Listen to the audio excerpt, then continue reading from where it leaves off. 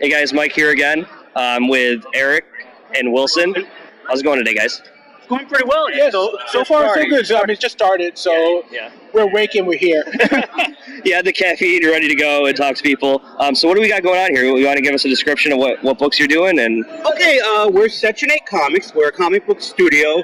Although we've worked for other comic book companies, I've worked for Marvel and DC. Eric done some work for independent comic book companies. At the end of the day, we don't own any of those characters. So even though I still freelance and do stuff from sketch cards from Topps, Random House, very different companies, I wanted to do my own books. I knew Eric wanted to do that as well, and we decided, why not make our own books? Yes, it's hard to do comics, but it's not that hard. So in a sense, it's like... Did you hear that? It's not that hard, Chris. We can do it. It can be done. People can do it. The real problem behind starting out is you have to say, I'm going to do this, and then actually do it. You have to commit. Yeah, a lot of times, when it comes to getting something off the ground, everybody stays in that idea phase. It's like that joke, like, one day we'll open a bar. You're never opening a bar unless you actually start looking into information. Everybody's had that conversation, I know, you need to actually do the work and the legwork. And once you see how crazy it is to do, then you start going, maybe I don't want to do this, maybe I do. And if you do want to do it, you're crazy.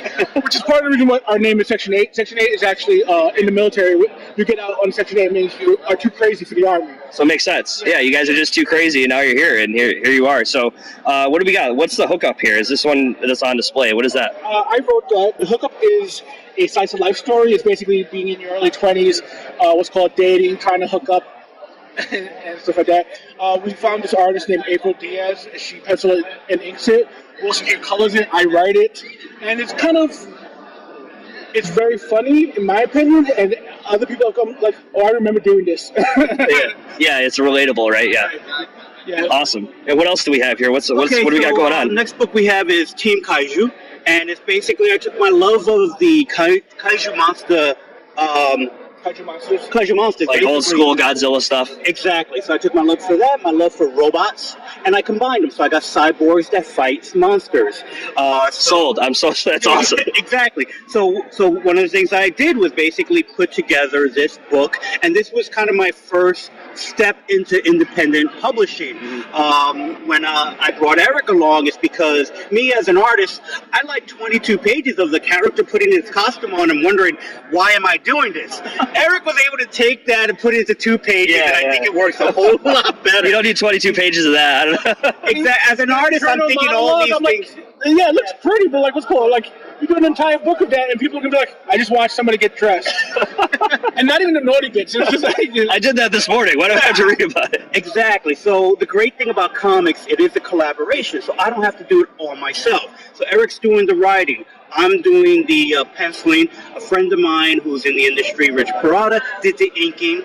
And the coloring was done by myself, and the lettering was done by Dave Sharp, who's lettered almost every Marvel comic book. So I've made enough friends in the industry that I'm able to give out the work, so I don't have to do it all myself. And that was the thing. So we collaborated together to make a bunch of these books. So the next title we have is Star's Edge.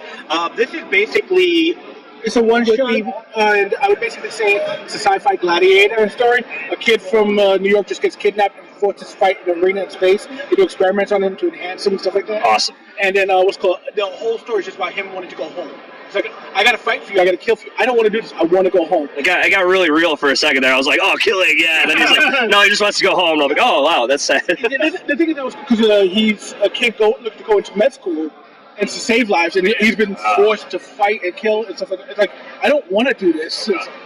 Very cool. And this is another example of people that we know in the industry. So it's penciled by Gene DeSico.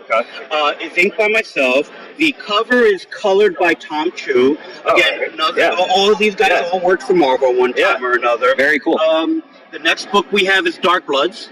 Now, Dark Bloods was penciled by Darren Douglas, who worked for me at Marvel. He started off as an intern, went off to do a ton of his own stuff, and then we called him back to ask, hey, would you mind penciling this book? So cool. So he penciled it, I inked it, my brother Lawrence Hansen did the coloring, and I lettered it myself. So it's basically bringing people together that we want to work with. Yeah, that's awesome. Sometimes You get to pick and choose, right? Yeah. Exactly, and that's I think the best part about it is we're having fun doing it because it's not only our friends working with us, but talented people that we know from the industry. That's so cool. Book, Gyrogen, which is written by Mark Rivera, Eric's brother, penciled by Nadir Ballin, who also one time has interned for me at Marvel. He's worked for many indie companies. I think Devil's Due. I don't know if he did G.I. Joe when Devil's Due had the license. And somebody else, I can't remember. But yeah, he's worked for a bunch of indie guys, and it's our newest and most beautiful book. Every year, every time we do a book, we get better at it. Yeah, get more experience, right? Yeah, exactly, and the books look so much better. He penciled, he inked it.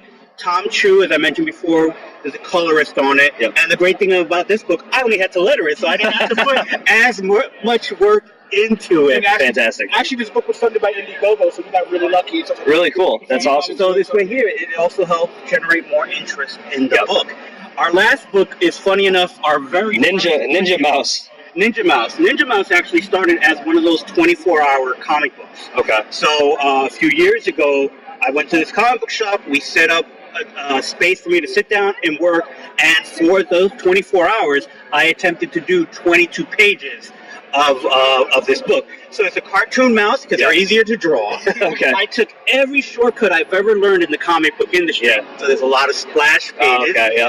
He's on an island. So there's just a horizon line and the island to draw. Got a lot of characters to draw, right? Right, exactly. So he's a ninja, so he doesn't speak, so I didn't have to add any words to it. And we colored it later on, and this is technically our first Section 8 comic book. That's where it all started. Where we realized, we've had this book sitting in the drawer. Why not do something with it? Why not print it out? So I had colored it up, and we printed it out. It gets a great response from the kids because it's an easy-to-read book.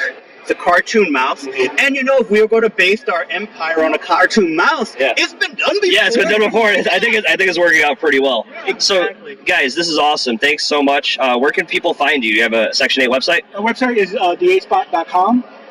Very simple. THE8spot.com.